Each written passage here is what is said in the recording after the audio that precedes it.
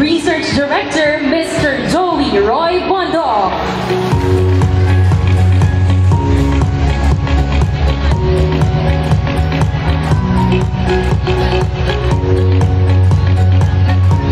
Mula naman sa Pag-ibig Fund Acquired Assets Management Group, kasama po natin ang kanilang Vice President, Ms. Arlene Reyes.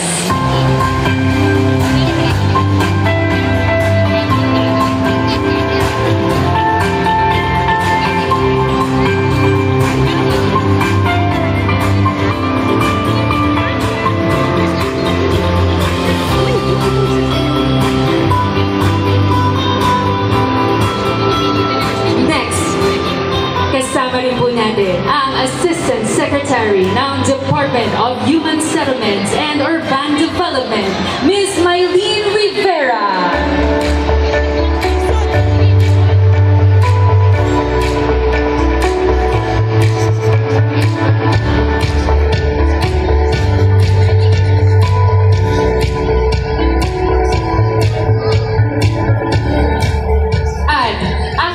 Pinakikilala na siyang mamumuna bilang moderator sa ating panel discussion. Let us all welcome the Vice President for Public and Member Relations Group and the Strategic Marketing Group of Pag-ibig Fund, Mr. Domingo C. Jacinto Jr.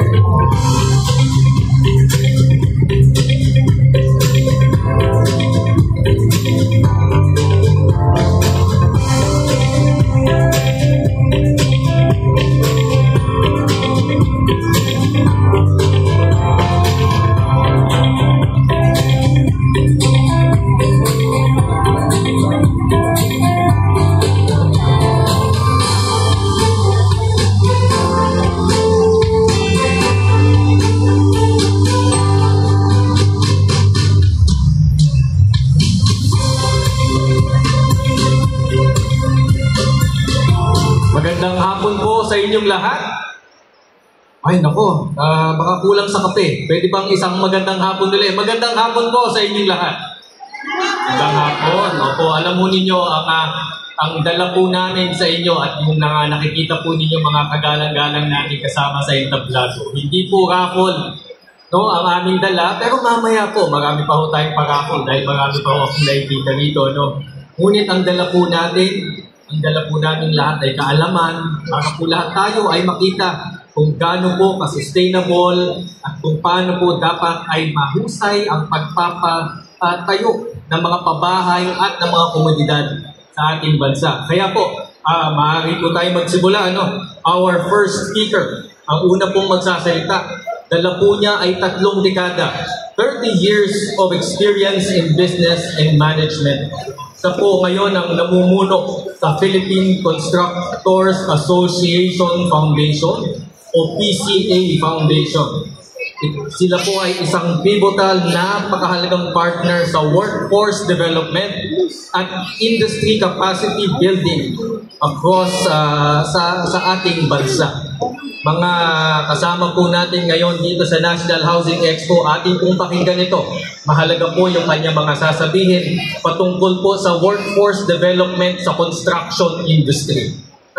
So please allow me to welcome and please give a warm welcome to the President of the Philippine Constructors Association or PCA Foundation, Mr. Anthony Fernandez.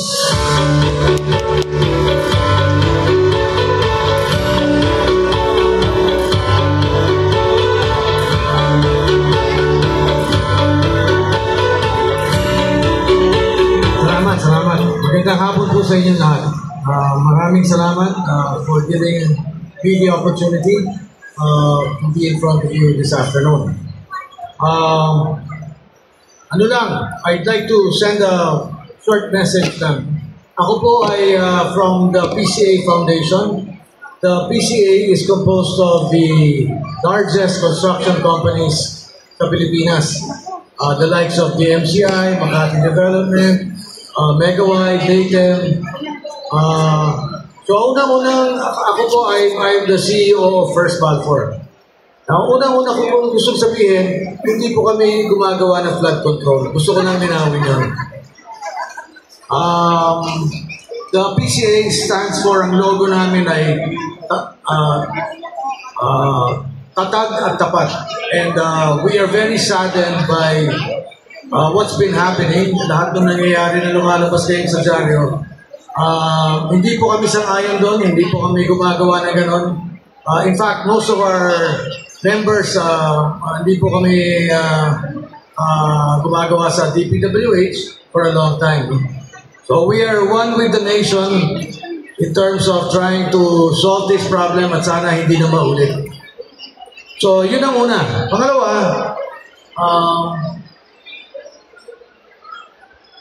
I'd like to go to the slide. Ano po ang function ng PCA Foundation? Alright. Bibilisan ko na lang po. But because the PCA is yung membership base are the biggest construction companies in the Philippines, ang ano po namin, passion namin, we are nation builders. And isa sa pinaka-importanting bagay at pinaka-mahirap na problema ng construction industry sa paggawa ng bahay, paggawa ng infrastructure, ay having the right people. And so yung foundation, ang trabaho po ng foundation is training and education. So bibilisan ko na lang po yung ano, no? So PCA, we're all over the Philippines. We have chapters in Davao, in Zamboanga, in the south, and Pampanga, Pangasinan, and in the north. And I believe we represent almost 3 to 4 million workers that work for us. So next slide, please. Next slide. Ito yung po yung aming membership. We are across the Philippines. Next slide, please. Ito po yung affiliate members namin. Kasama po yung OSDAP dito. So as you can see, ang mga members namin form part of the construction industry. Air conditioning, electrical, quantity surveying, steel, concrete. Next slide, please. So what do we do? As the foundation, we represent the PCA in government, national training boards, yung EDCOM, at yung training and capacity development programs. No? Next slide. So we are also a representative doon sa government, sa DTI, no? Yung Construction Industry Authority of the Philippines. Isa po sa mga agency under that, yung Philippine Contractors Accreditation Board, na medyo nabubugbog ngayon na o nga pala, nakalimutan ko. One very important fact, yung mga nakakasama dun sa flood control na scandal, mga 15 contractors lang po yun. For your information, there are 20,000 licensed contractors in the Philippines. So yung nakasama dun sa malaking gulo at malaking kahiyaan ay less than 1% of the contractors sa Pilipinas. So sana man lang maawa po kayo sa mga contractors dahil nowadays, pagka halimbawa may papakilala sa akin o tatanong sa akin, ano pong ginagawa nyo? Sabi ko, sa construction ako. Kailangan sundan ko na, hindi po kami gumagawa ng flood control.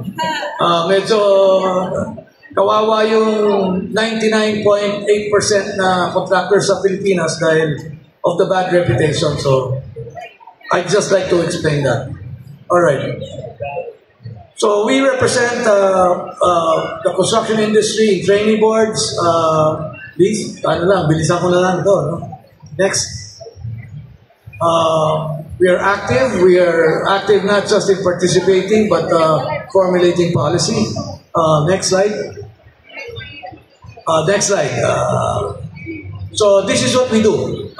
For example, ito po sa working with TESDA. Ito yung mga construction painting, technical drafting, design of photovoltaic systems, structural erection, reinforcing steelwork. So ito po yung pinaka-core ng construction industry, no, yung mga trabahador natin. Sige, next slide.